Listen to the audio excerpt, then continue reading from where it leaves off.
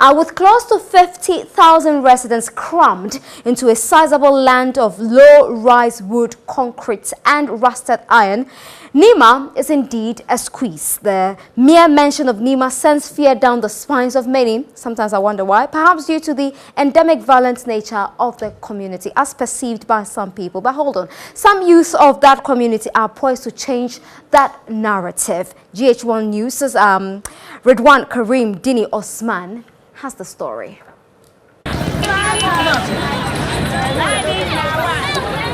Getting through congestion in Nima is a stressful experience. Although it is a big headache for drivers and the public in general, it presents a great opportunity for business. No wonder many banks are competing for space in Nima enclave to make some quick cities. When we ventured into Nima, there were very few financial institutions there. I think now they're beginning to see the light. Nima has volumes. We believe in volumes. We believe that the informal sector, the informal business in Nima is very huge. There are a lot of very little activities that come together to give us the volumes that we want. The venture has also attracted other industry players who have seen the potential of the slum. When we came to Nima, in fact, it was a headache, up, down, headache. And then the customers were running fast. Everybody was coming to us.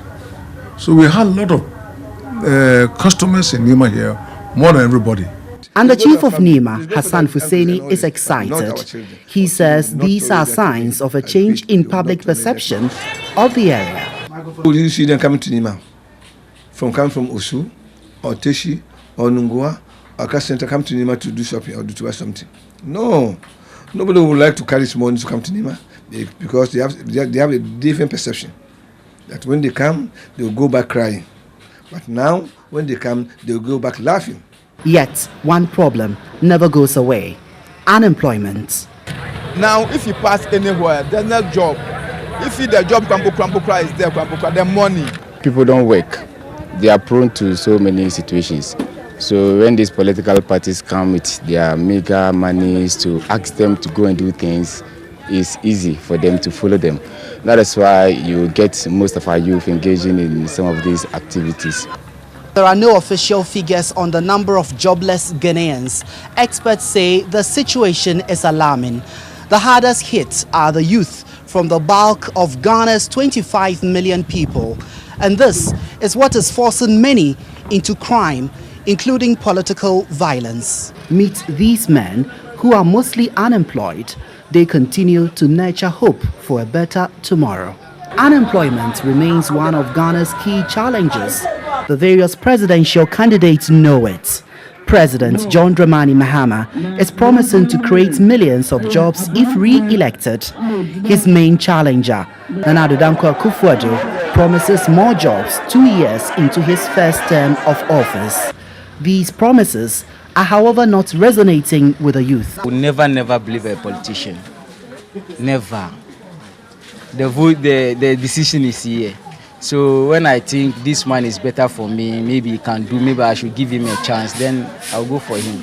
Create the enabling environment. Are you getting me? You have to capitalize the ordinary citizenry so that they can create jobs themselves. Are you getting me? Government necessarily cannot employ everybody as they are promised. So with that kind of employability policy, I don't buy it. As the 2016 elections draw near, reports of fast developing flashpoints and pockets of violence in parts of the country have become a huge concern. We are going to hold individuals who are going to engage in acts of terrorism themselves accountable. They are going to hold themselves accountable. They are adults, and that is what the Interior Minister said. They are adults, 18 years and more. Everybody who will be involved in an act of criminality, whether you do it directly or you aid and abet, we shall deal with you. However, some youth of Nima are keen on spreading messages of peace, all in a bid to get off the Electoral Commission and the Ghana Police Service list of flashpoints. Who has a peaceful place? If you bring your bag cool, you get it cool. But if you bring it hard, that's where you see hard. You understand? We are going to reject any politician who will come to Nima or Mamobi to cause violence. We are going to reject it. And whenever you come, we are not going to accept it. Go for your children. Go for any of your family, either your wife, either your uncle, either your sister, to go and cause that violence. But our children will not do that. They will never do that, I repeat. They will never do that. We are well educated. Perhaps henceforth you would want to come to Nima and catch some relaxation moments. And just as you heard from the residents and the youth especially, they are vowing to walk the peace talk in this year's elections no matter what. Ridwan Karim, Dini-Osman, GH1 News, Accra. Absolutely. Ridwan Karim Dini-Osman there with that story. And of course, if you're going to Nima, go cool so you get it cool. If you go hard, you get it hard.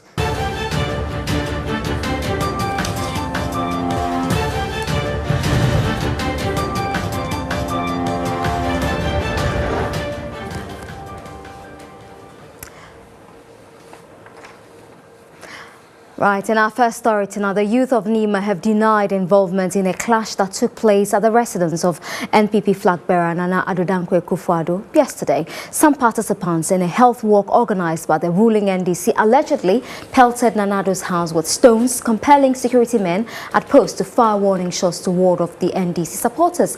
Speculations point to some youth of Nima as prime suspect of the attack, but they deny causing any problem. Here's a report by Ridwan Karim Dini-Osman. We are going to reject any politician who will come to Nima or Mamobi to cause violence. We are going to reject it. And whenever you come, we are not going to accept it. Go for your children.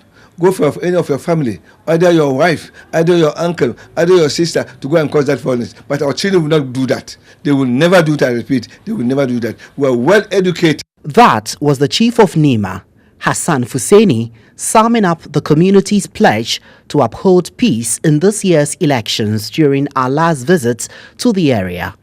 So when news filtered in on the airwaves that supporters of the two major political parties, the NPP and the NDC, have clashed at the Nima residence of the NPP flag bearer, many said they were in shock.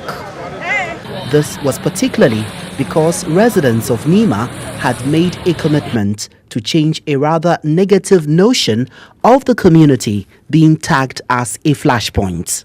But hold your horses, because the youth of Nima say they were merely hosts to an unfortunate event and not the perpetrators. That thing there is not Nima. If it is Nima there, that place will bomb there. Serious. If it is Nima, last 4 years, who they give a peaceful election? It's not Nima. How can we make this thing?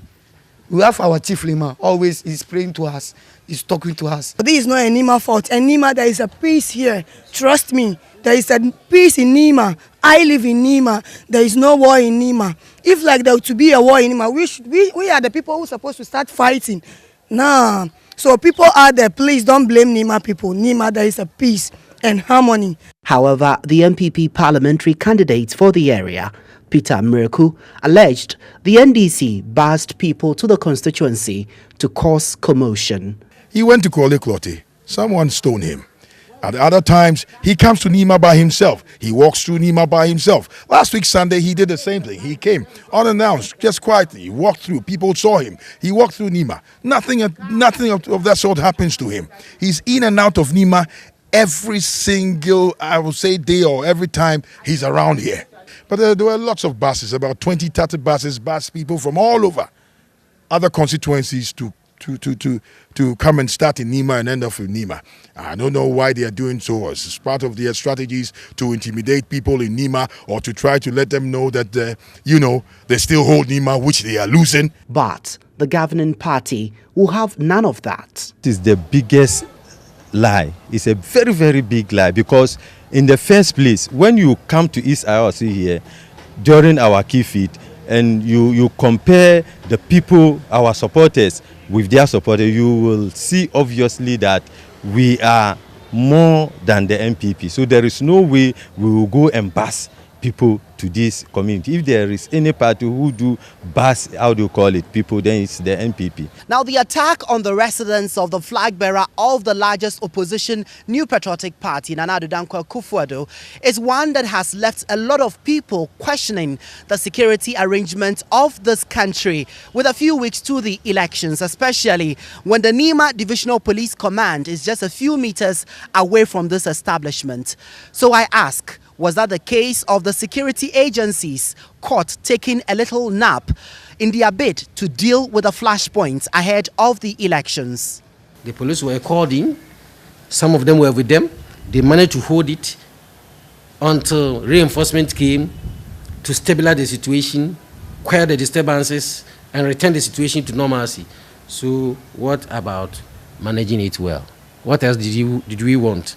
Perhaps maybe what people would have wanted is preventing it. As we speak, the divisional command, the district command, I'm talking about NIMA, and other action units of the police are reordering certain things, and some police officers are being deployed there at almost semi-permanent basis to ensure that the requisite protection is offered Nana Akufo-Addo and his household. According to the Electoral Commission, 81 out of the 275 constituencies across the country are flashpoints which must be managed to prevent any form of violence. And with Nima being host to an attack that took the police service hours on end to deal with, the community remains a risk that ought to be critically analysed with a few weeks to the 2016 elections. Redwan Karim, Dini-Osman, GH1 News, Accra. Right, so